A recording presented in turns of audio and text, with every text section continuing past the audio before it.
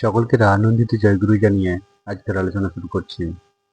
আজকের আলোচনায় থাকছে শ্রী ঠাকুরের এক অমূল্য স্মৃতিচারণ।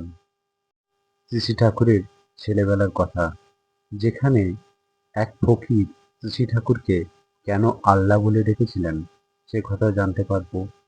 আরও জানতে পারবো এক বাজ পাখির কথা।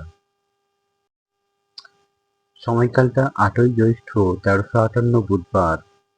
শ্রী ঠাকুর একবার কথা প্রসঙ্গে তার ছেলেবেলার কথা বলছেন। সেখানে তিনি জানিয়েছেন, আমি ছেলেবেলায় কম মার খাইনি। একদিন মাথায় কাপড় বেঁধে বিল পেরিয়ে কিশোরীদের বাড়ি গিয়েছি। গিয়ে কিশোরী বলে ডাকতেই পিছন থেকে ধম করে পিঠের উপর বাড়ি।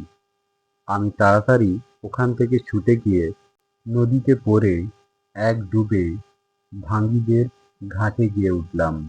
মা তখন এদিক ওদিক চেয়ে চেয়ে খুঁজতে লাগলেন। আমি একবার স্কুল থেকে আসছি, একটা ফকির ঝড়ের মধ্যে পড়ে গিয়ে আল্লাহ আল্লাহ করে ডাকছেন।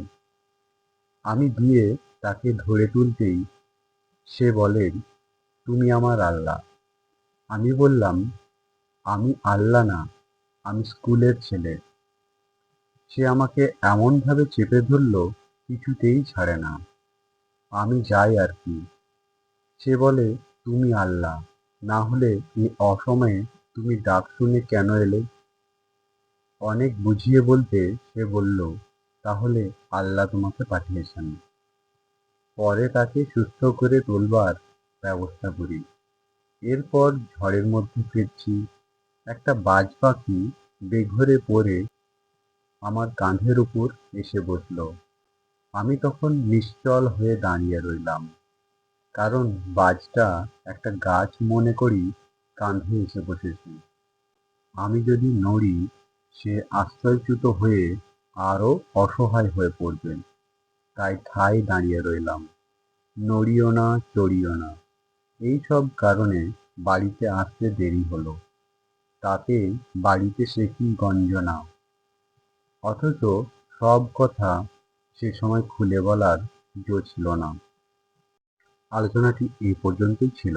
আলোচনা প্রসঙ্গে 20 খণ্ড, পৃষ্ঠা 224। আপনারা সকলে ভালো থাকুন, সুস্থ থাকুন। সকলকে আবারও জানাই আনন্দিত জয়গুরু।